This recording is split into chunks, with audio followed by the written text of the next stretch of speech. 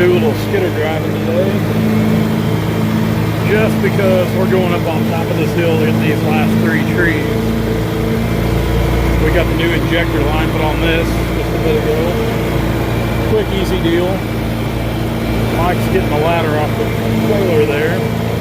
We brought it up so we can get up behind this tree up here to hook a cable in it and pull it.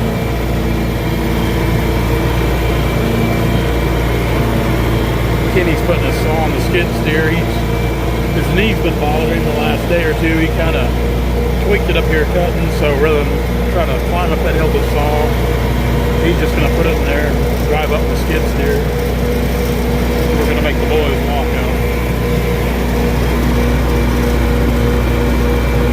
Yesterday, Murphy Tractor in Springfield, we ordered this injector line.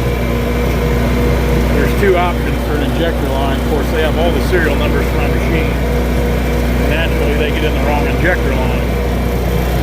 So we just had them send the proper injector line up here to Murphy Tractor in Kansas City. Kenny picked it up this morning. We met him here. Said we got to put on. We're going to get these last few cut now. I went on up that hill this morning. That is a long slope right there. A long, tall slope. I went up with the skid steer and I actually took a little dry dirt I skimmed off the top here with a bucket. And I put down kind of the road up there, just kind of some added traction.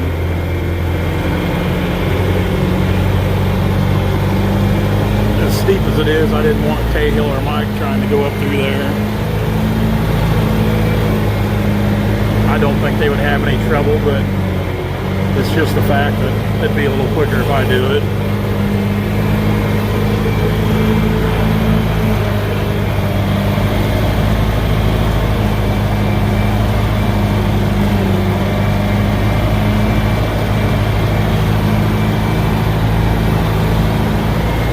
It's a booger of a hill.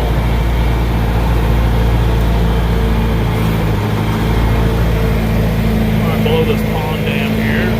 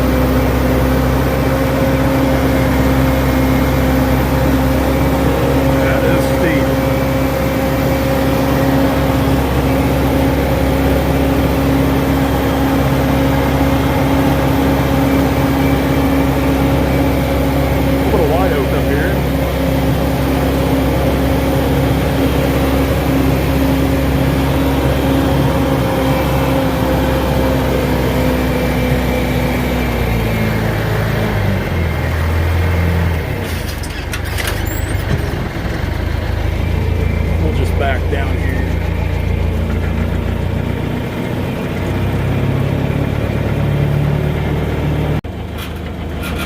And we're afraid it might be a little slick back here yet, a little damp. So that's all the further I'm going. Mike's up there in the ladder hooking the cable up. We got that one we're going to pull there. Number 55, we'll get there. Then the best tree is right there. That's a pretty good piece of wood right there.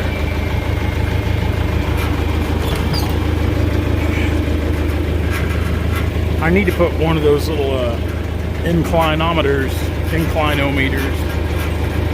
like what's on some of these machines. Timber Pro Joe, if you guys follow him on Instagram, which I really enjoy Joe's stuff. I talk to him every now and then on things.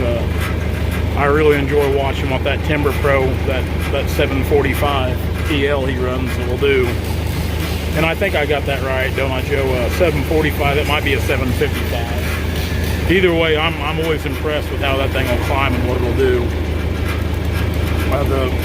The fine folks over at Timber Pro, they really do a lot for logger threads, and we greatly appreciate that.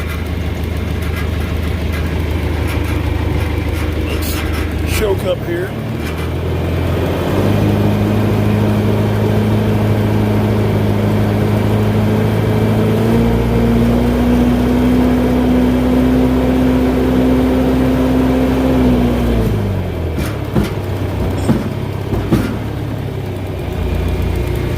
See if we can pull forward.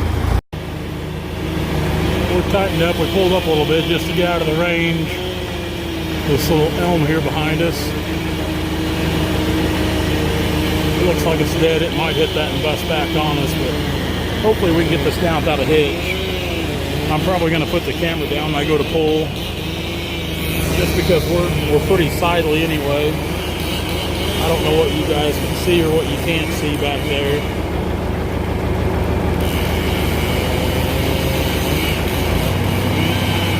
Pretty good tree. Of course, the reason we're pulling, there's a fence back there and a building, and it's tall enough it'll reach them, so.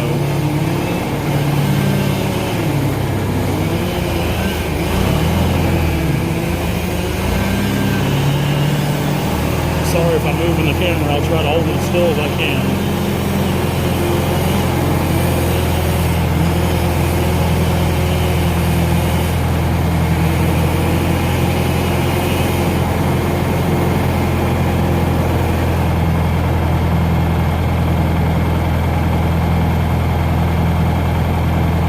About go time.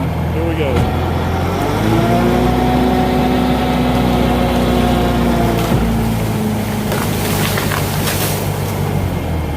Perfect. Perfect. Got these unhooked. We'll go back for the last one. It's got to be pulled too. Pretty good longs there. Pretty good long. That's the kicker, you know, on deals like this. It seems like if something ever happens where it's just the last few trees, or there's some that are hard getting to, it's always the best trees on the job.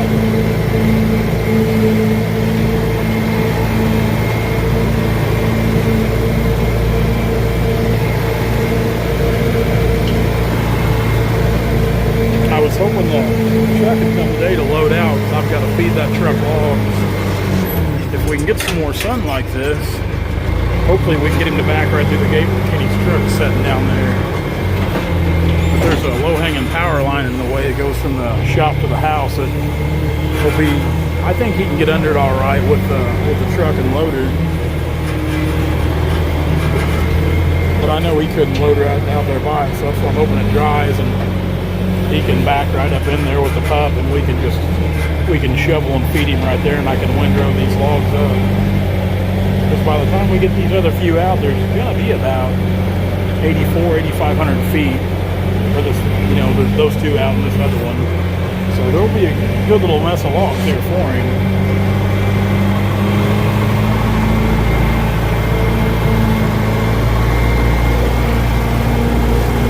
See if we can make the climb again.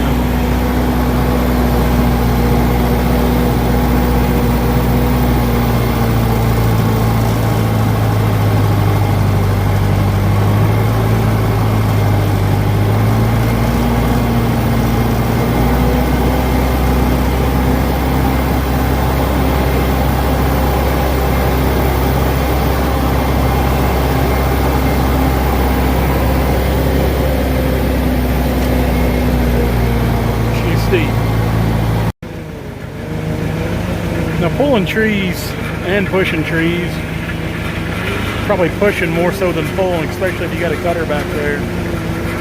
Your skidder operator and your cutter really need to have a pretty good bond and connection and know the routine pretty well. And that's just something that's developed over time. It's not something you just jump in there and learn. Even if you take a long time skidder operator and a long time cutter, you know, I honestly think, you know, I think they're both fully capable of doing the job at hand, but it takes a little bit of being on the same page, of being able to really know what it takes to get that tree down safely. And, you know, Kenny and I, whether it be me and Kenny or me and Dad, or Dad and Kenny, we've all done this so long together. We work really well. We kind of, it's almost like you know what each other's thinking after a while, you know, the routine. And so that's why I'm on the skidder doing this instead of Mike or Cahill. And just confidence level, you know, I don't worry too much about this stuff anymore. You know, you do it enough, you get comfortable, which at times can be a bad thing as well. You don't want to get too comfortable, but you want to be comfortable and confident enough to know that you can do whatever you come up against. So Kenny's going to put a little notch in this walnut tree. Then he's about got it all bored out, I think, the biggest part of it. He's got a couple spurs holding. And then I'm just going to keep pressure on it. We're going to pull it right over this direction and try to get that top back here where the other tops are to try to pile them. Because the other two trees, he just fell right on top of each other after we got the log out of the first one, of course. So it makes cleanup a little bit better of a breeze there, I guess you could say. Words are hard today.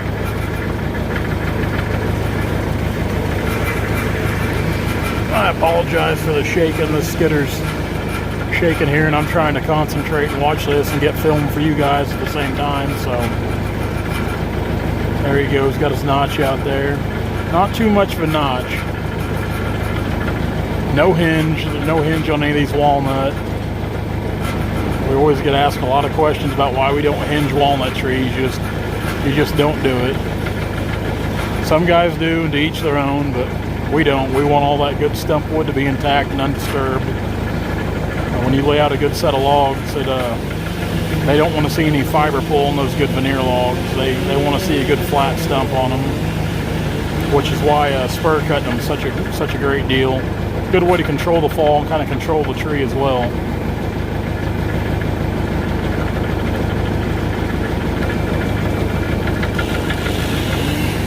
I think the boys are out of the way enough down there.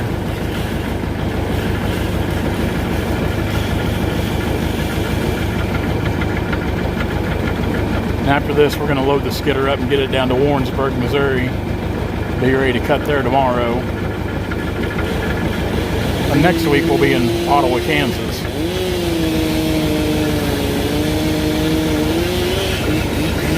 I'm going to go ahead and get my hand over here on the winch control lever.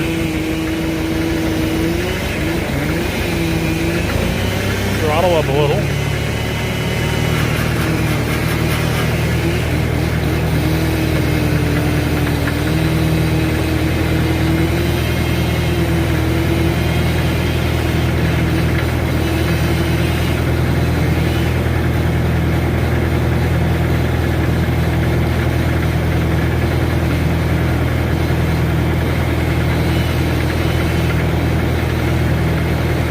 Got to go. Just a little jerk here. Couldn't be any better. Couldn't be any better.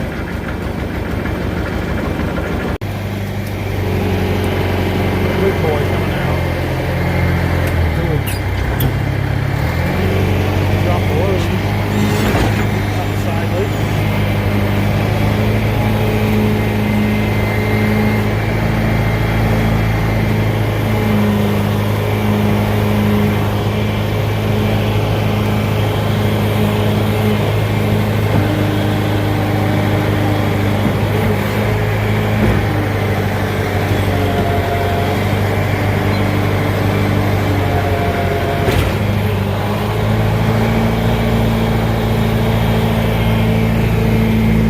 Be careful, you don't want these logs to try to pass you on the way down the hill.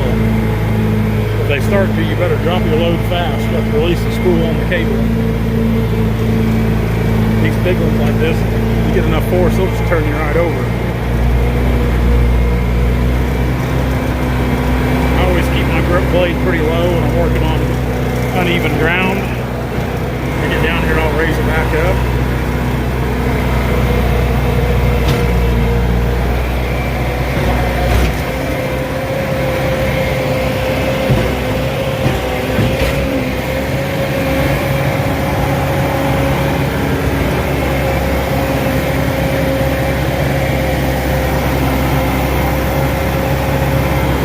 Worked up and laid out, we'll get out of here.